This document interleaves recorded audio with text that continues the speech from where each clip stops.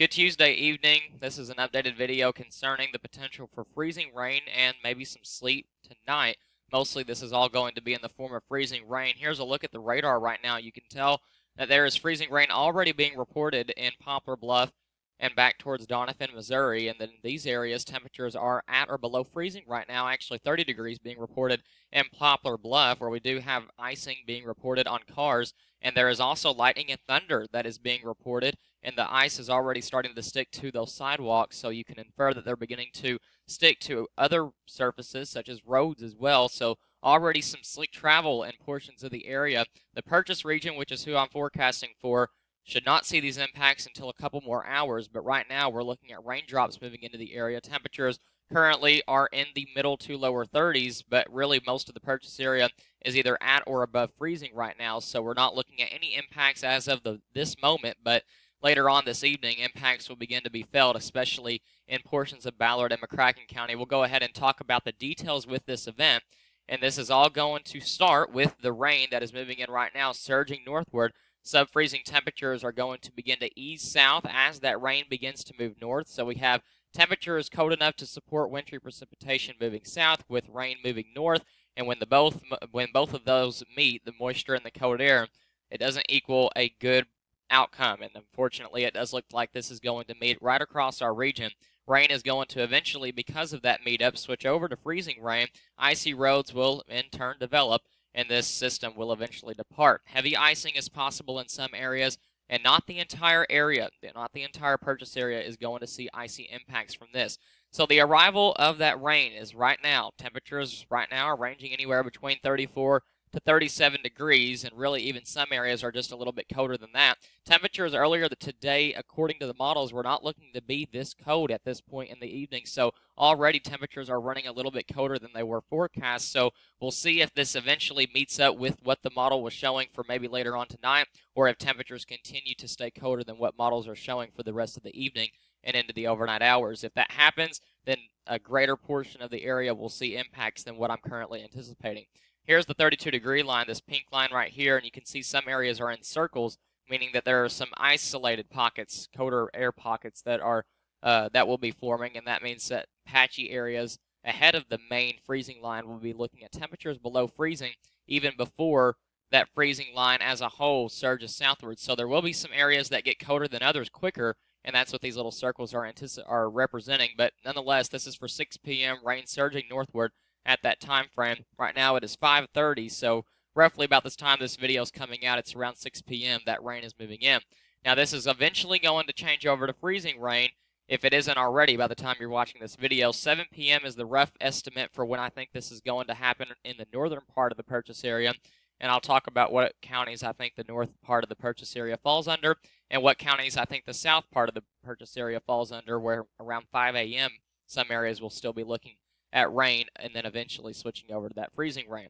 The GFS model, in my opinion, I think has the best handle on this storm system. The NAM 3KM and the regular NAM operational models, I both think are really a little bit too warm for this system. They were too warm for afternoon high temperatures, and they're too warm at the moment for temperatures, so I don't think they have a good handle on temperatures during the event, which reasons why they're not really showing a lot of freezing rain for portions of the Purchase area. The GFS model has been consistent in showing this idea, and I think that this is one of the best models to stick with for this event. Normally it's not, but for this event I do think it has one of the better handles on it in my opinion. Here's the 32-degree line that I drew roughly for you. Really it's that changeover from the pink to the green, but I roughly tried to draw that, and I think that by that time it will be a little bit closer to my line that I drew than what the GFS model is showing. Around 3 a.m. Wednesday morning, we're looking at that freezing line beginning to progress southward, and like I said, might be just a little bit quicker where my line is than what the model is showing. And then when we get to around 6 a.m. on Wednesday morning, you can tell that this is starting to get a little bit iffy. This is where I start to split my ideas from this model. I think it's going a little bit too far south with that area of sub-freezing temperatures, and this is where I think this is not really where I anticipate this to be. I'm just trying to outline this and give you a better drawing of where that freezing line is on the model. This line is not representing my thoughts, but rather what the model is showing, just to make you see it better. And this is where it has the freezing line roughly around 6 a.m. on Wednesday morning. The reason I don't agree with this model is not only do I think it has the cold air too far south at this point, but I think that it has too much precipitation. I think by 6 a.m. Wednesday, a lot of this will begin to be wrapping up and moving out of the area. Meanwhile, the GFS, and it's been consistent on showing this, continues to have those precipitation, such as freezing rain, being felt across the region at that time, and even has it changing over to sleet and some light snow. I don't think that that is all going to happen. I think this is mainly freezing rain before it gets cold enough for temperatures to support sleet and snow.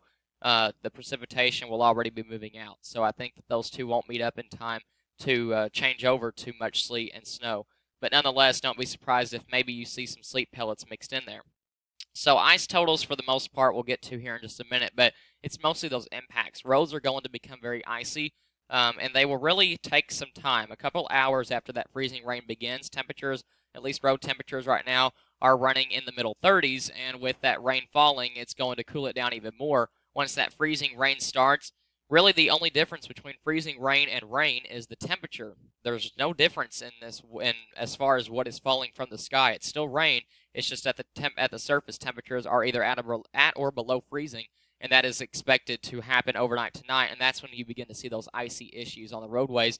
And so that will take a couple of hours to occur after that freezing rain begins. You might look at your radar and see pink over your area, representing that that rain has changed over to freezing rain, and look outside and everything still be wet. That's because it's going to take some time for everything to freeze over. But the temperatures at that point might be either at or below freezing. It's not going to all ice over the very second temperatures hit the freezing mark, so keep that in mind. Roads need to have time to freeze, like I mentioned, and those secondary, less traveled roads, of course, just like any other winter weather event, are going to be the most hazardous. These ice-covered trees and power lines will pose a problem, especially once we get closer to the morning hours of the wee morning hours of Wednesday, when breezy conditions will begin to settle in on the backside of the system.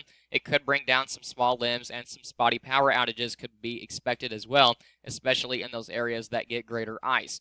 Here's what everyone wants to know, the ice totals. So for the purchase area, for the northern part of the purchase area, which happens to be the majority of the area that I have these counties under, would be McCracken, Ballard, Northern Graves, Carlisle, Hickman, and Marshall County.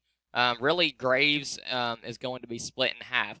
And Marshall County, I could almost split in half because it's a fairly large county as well. But overall, these areas, I'm expecting a tenth to a quarter of an inch of ice. A tenth of an inch could be expected for majority of Northern Graves, Carlisle, Hickman, and Marshall. But mostly that quarter inch is closer for Ballard and McCracken counties. The further north you go, closer to the Ohio River, the greater the threat for greater ice totals. The southern part of the region, such as Fulton, Southern Graves, and Callaway County, they could get either nothing or maybe a trace amount of ice to up to a tenth of an inch of ice. And even though they might not officially change over to freezing rain, whatever moisture is left on those roadways might eventually freeze over, because area-wide temperatures will eventually go below freezing. It's just that some areas will go below freezing after that moisture has already left the area. But even then, impacts could still be felt across the area. So region-wide, this is going to be a significant event. Ice is always something that our region has trouble to deal with, and I think that because of the ice storm, we do have a greater handle of this. And by the way, this is not anything close to the ice storm of '09. This is definitely a much smaller event, and the ice storm of '09 was a very rare event. Multiple systems coming in right after the other, and temperatures staying the very same in the entire atmospheric column from the ground up. So that was what caused that event, and that's very rare to happen.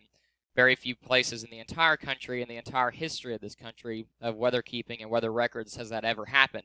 And so this is a much smaller event. This is one system and not multiple systems, and temperature profiles throughout the atmosphere will begin to change as this event begins to exit the area, which is where I did mention a changeover to possibly a mixture of sleet and freezing rain, but mostly this is freezing rain. And you might look outside Wednesday morning and wonder why why schools might be closed and why businesses might be shut down, and that might be because of everything that is frozen over. It'll look wet, the sidewalk will look wet, the roads will look wet, but really that will be ice, so make sure that you keep that in mind.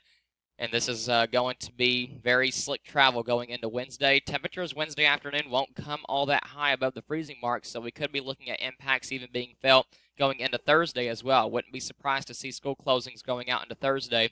So make sure that you're keeping all of this in mind. This is a significant event for the area anytime, no matter how much ice it is. Ice is always a significant event for our area, so please keep that in mind as we go throughout the next 24 hours and stay safe.